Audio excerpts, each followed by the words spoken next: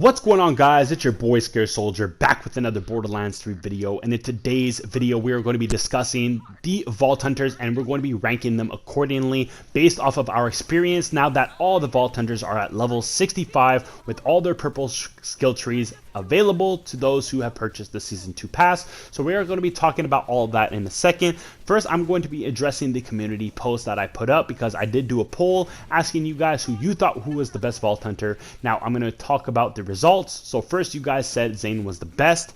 Second position, you guys said Mose. Then you put Flack, and finally you put Amara at the bottom. So I have my own personal ranking, so I'm going to see if I got close to what you guys thought. So we'll see if we have similar thoughts, but we're going to be moving on to the whole footage of the gameplay and also the conversation we're about to get into. First, I want to point out that there is no bad Vault Hunters, and I'm not doing that so I can sound nice because I know people are going to have their comments anyways. I'm just literally saying that because I have a bunch of builds on my channel with all the characters. I play with them all, and I'm saying that to say that they can do all the content very easily in the game. They can solo all the takedowns, they can run through bosses, they can one-shot them, they can destroy mobs all in their own ways. I'm sure you guys seen builds on YouTube that you may have used yourselves that can destroy, or maybe you've created your own builds and think more so of your characters than others. But with my experience, I can clearly give you a good idea of who is the best character in the game by being a little more picky than I am usually, because it's going to be a little harder to kind of pick the character. And also, if you guys are doing a new playthrough and starting a new character, this could help you choose your character to start with. So moving on to begin the video, we are going to be starting off with our fourth place position, and that is going to be Amara. So I'm going to keep it short with all the characters. I don't want to go too in detail because if I ran too long, it's going to be way too long. But all to say that we are going to be with Amara in our fourth place position. Now, Amara, on the positive note, she's amazing at mobbing, one of the best characters in the game for mobbing and speed running through content. If you are planning on clearing content as fast as possible, Amara is going to be your girl, especially with the spiritual driver. Now, the other thing I love about Amara is some of her melee builds. Her melee builds are quite epic, especially with the face puncher or a psycho stabber. She is quite unique, and when it comes to, like I was saying before, the mobbing, the ties that bind is just so convenient to use. It makes mobbing super easy, and things like perks such as indiscriminate, you have sustainment, you have other types of perks like that that are super helpful for dealing damage. Amara is really fun to play with. But the downside of Amara is her build diversity is lacking. She only uses a handful of class mods, being the Phase Zerker and the Cosmic Stalker for the most part. Some people may use a Breaker, but for the most part I see a lot of Phase Zerker or Spiritual Driver builds because it is a lot more convenient and they do more damage, and that lessens the amount of builds you are going to use. Not to mention her skill trees. Her skill trees are quite basic because you will be typically using a lot of the same perks to make her builds, because again, Amara is dependent on you understanding her very well. You can't just put points randomly with Amara and expect her to be good. You have to be more methodical when you're planning her skill tree, and you also have to understand what her interactions are like, because when you read what the skills do, they can be confusing sometimes, causing some defects in your builds. So you have to make sure you're a lot more particular with how you build Amara. Now, moving on with her action skills, she has some cool action skills, but one of the main ones a lot of people like to use is the Phase Grasp, and unfortunately the Phase Grasp has received a nerf. A lot of people like the fake Phase Grasp, and essentially all that meant was you would look at the ground and Phase Grasp, and that would activate your anointments as well as your do no harm and Tempestry to stack up. But now all it does is stack up the Tempestry and do no harm, unfortunately, and it doesn't activate your anointments, which kind of takes away from the whole purpose of that action skill, because it was very convenient to activate all of those anoints. But moving on, aside from that, you're also going to be limited on augments in my opinion, because unfortunately Amara has one clear-cut amazing augment and the rest of them are okay to use. So you have the augment called the Ties That Bind, and the Ties That Bind is just a clear-cut winner for most builds, unfortunately, which creates a lot of lopsided builds for people, and they'll all go to the Ties That Bind. But with the Ties That Bind, when you do use it, it is amazing and it is extremely dominant, especially for mobbing and bossing, which is what I love about it the most. But again, she's a little bit more limited, but she's not limited on survivability, which can be another thing. So survivability, Amara is great because she has lifesteal, so you don't have to pretty much worry about anything else when it comes to her. So that's pretty much it. Aside from the single target, she can do less single target damage than some of the other characters can. That's not to say she doesn't do a lot of single target damage. That just means that she does a little less than some of the other characters, and she relies a little more on action skills. Now, one of the other action skills I do want to point out, because it has a great anointment, which is the face slam. It gives you a ton of melee damage, I think 300% melee damage after you face slam, but it's just that it's a little clunky to use. It's not that convenient because the face slam animation is a little longer than maybe you want it to be, because all you want the face slam for is essentially to activate the anointment, but you have to go through this whole animation of doing it, which is why a lot of people like the fake phase grasp instead. But unfortunately, the fake phase grasp had received a nerf, so it's not as popular as it may have been due to that. But aside from that, Amara is an awesome character, and whoever uses her, you guys are probably having fun, especially with that spiritual driver. Moving on to the third place position, we have Flack. Flack is probably the best mobbing character in the game. He is super strong when it comes to doing critical hit damage. He can easily take on any enemy in the game with ease. His motto is more so kill enemies faster than he can be killed, because that is how he mainly survives. Now, one of the older knocks on Flack was that his survivability was a lot lower than the other characters, but now that is quite taken away because he has many means of survivability. With fadeaway builds, he can do gamma burst builds. He has many ways through using his pet to take off aggro off of him, and of course now with the purple tree active, the concept was of survivability, so he does have some means of survivability, although the purple tree is very bugged right now, unfortunately, so we are yet to see the full potential of Flack when the purple tree is all fixed and said and done. But for now, we can only base it on what is going on in the present time, and in the present time, the purple tree is bugged.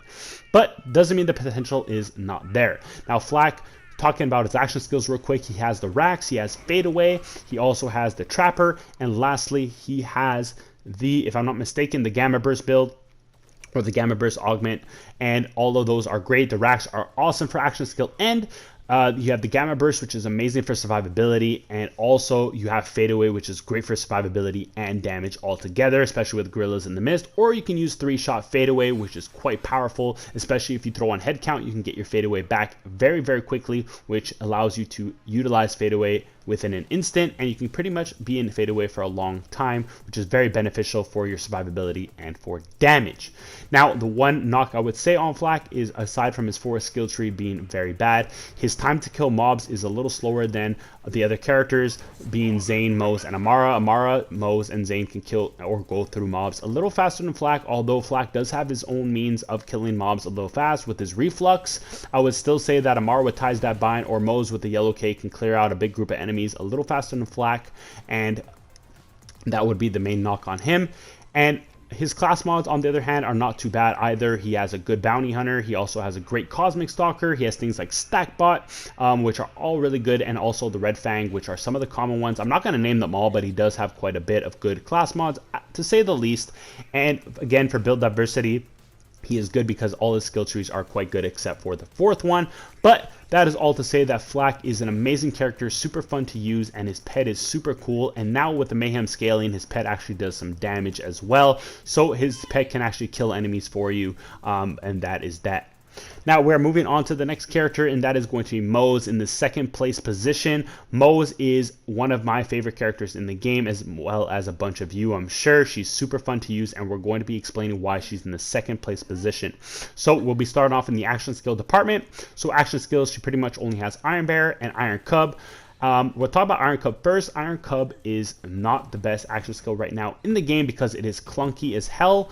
The actual action skill itself, the AI is very bugged. Like the Iron Cub will sit in a corner, it'll stop shooting at enemies, it won't follow you. You can't use all the weapon augments because they don't all work, like Hammer Down Protocol. The nukes will hit the ground immediately. The miniguns make her completely bugged and just not shoot anything sometimes. Sometimes you will get some shots out of it, sometimes you won't. So you're really limited on what you want to use on your Iron Cub, which that being the rail guns is pretty much the only thing you will use on your Iron Cub for the most part, unfortunately. And of course, that is one of her limitations. But Iron Bear is amazing. It can literally one-shot things. It can do a ton of damage to enemies. It's extremely strong. You can also have Auto Bear active, giving you another partner on the field to do a crazy amount of damage. And Iron Bear is another animal in itself. Now, when you're going about the augments are a bit boring, to be honest. I wish she had cooler weapons on her Iron Bear or gave her more options, because, again, most people kind of stick to the rail guns, or they'll use, like, Hammer Down Protocol, for example, or the Vanquisher Rocket Pods is a common thing I see the most. So hopefully she can get a little more diversity in that. But when it comes into the skill tree, she had all her skill trees. I would say 3 out of 4 of her skill trees are all good. So all the original skill trees are great. All the capstones are very usable. If you want to do an unlimited mag build with Mo's and just infinite ammo type of builds, you can do deathless builds with her red tree. You have a bunch of splash damage in her blue tree, so you have many means of build diversity with her.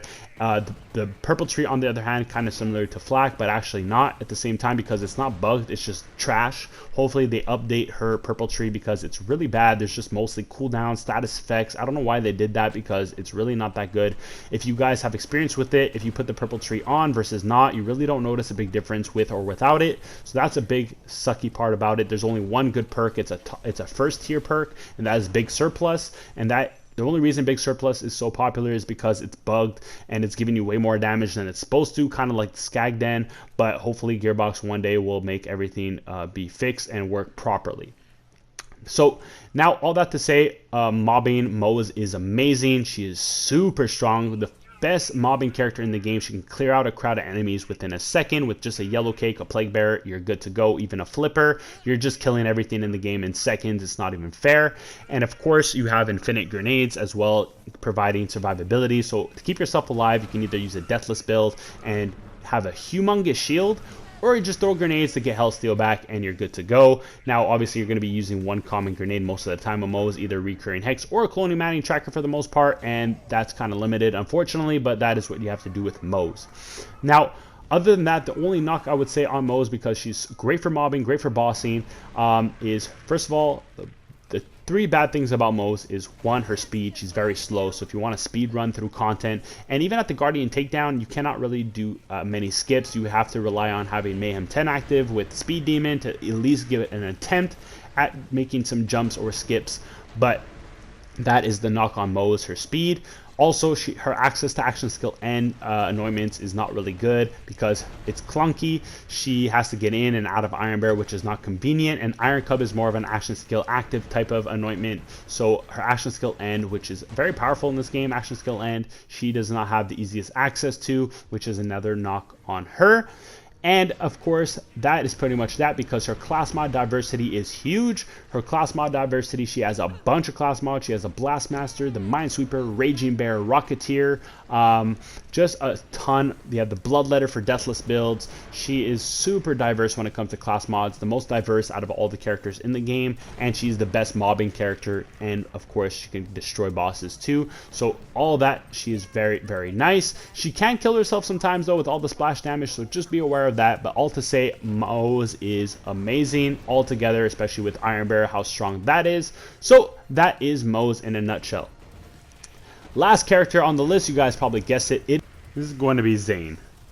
Zane is amazing. I'm going to break him down because there's a lot to talk about, because I want to convince more people that he is. It seems like a lot of people don't have enough experience with him, or they're just lacking in gear and they haven't fully unlocked his full potential to understand how good he is. I have some God Rule stuff for Zane, and I understand how good he is, and that is why I'm going to share it with you and why he is the clear-cut winner undisputedly. So Zane is the best character, and here's why. So we'll start off with his action skills, and then we'll break down the skill tree. So for action skills, first of all, he has the Clone, the Sentinel, the Barrier, and then finally the Mantis. So the Mantis is the new one for the 4 skill tree, and that allows you access to action skill and anointments, which is something he never had before. And also it can be spammed with practically no cooldown, which is really, really cool, and can do some of its own damage, if you will. Next, you have the Clone, which is literally just overpowered. It can kill anything in this game. It can even do possibly sometimes more damage than Zane himself. You can literally just stand in a corner and just let your clone kill Wotan for you, and you don't have to do anything. That is just how powerful the Clone is. He has literally almost infinite health, it feels like, because he's so powerful and strong. He never dies. and it's just insane. You can also swap places with your clone if you fall off a map, which is convenient for a Guardian takedown, gives you another chance at making a jump if you miss it. So that's all very convenient. So you have another soldier on the field who can literally do the same or more damage than you. If you fall off a map, you can get yourself right back in the game because you can teleport through, and he's just super strong. So boom, that's a crazy action skill. Then you have a barrier, which is literally super overpowered because first of all, it amps your shots, which does an extra bit of damage for your weapons. And also the barrier literally gives you 100% practical immunity in its own way. Now, of course, a little bit of splash damage or elemental puddles will do some damage to you, or melee attacks. But other than that, you're pretty much safe inside the barrier, which is very overpowered in its own. Not to mention, to top it all off, you also have lifesteal, which is insane. And you have a crazy amount of health regeneration. So pretty much with Zane, you're never dying. And did I mention how fast Zane is? Zane is the fastest character in the game. So not only are you evading attacks, sprinting at the speed of light, have health steal, have insane health regeneration, plus your barrier doesn't allow any projectiles to get through, we can consider him probably the best surviving character in the game. Then moving on, we are talking about the actual last one is the Sentinel. The Sentinel is more of a utility. It helps you, it helps weaken enemies. It helps make you stronger. It also can throw grenades for you. Your clone can also throw grenades for you, by the way. And of course, your clone can get a copy of the weapon, whereas the Sentinel can just throw grenades and do its own little damage. It can also freeze enemies. And the Sentinel is just a great utility that it causes a nuisance. It has an insane duration, and of course with Zane you can have infinite duration for your action skills by just using the Seeing Dead, and you're all good to go. So you can have infinite action skill duration, or you can use action skill end, your choice. Moving on to the skill tree, all of Zane's skills I would say 3.5, and I say 0.5 because half of the green tree is good, the rest is bad. So I would say 3.5 out of 4 skill trees are amazing. 4 skill tree is, out of all the characters, Zane has the best 4 skill tree. He is literally insane. His damage goes from crazy to even crazier with the 4 skill tree because he's basically a Flack on steroids, because he gets a bunch of critical hit damage, plus he gets status effect damage, which is nuts. So overall, he is just super godly with that 4 skill tree. He doesn't even need it. He was already amazing before with just the blue tree, but now you pair the blue tree with the purple tree, it just doesn't even make sense anymore of how good Zane is. So Zane is a monster. Plus his bossing ability is insane because he also has Cold War, which gives you a 200% bonus for one shot of your weapon every time you swap it, of cryo damage, so you can get those one shots very easily. And also with the purple tree, with the eraser and all these other perks that give you critical damage, commitment that stacks like a madman, you can get a bunch of damage bonuses and just absolutely destroy enemies within a shot. Mobbing, you're going to be speed running, like I said, the fastest out of all the characters in the game, so you can do takedowns and stuff in a very, very short amount of time, which just makes Zane really, really crazy to use. And again, like I said, all his capstones are usable to use as well, so that's really, really nice for build diversity. You can even make melee builds with Zane. It's not unheard of for sure, and that is going to cover his skill tree.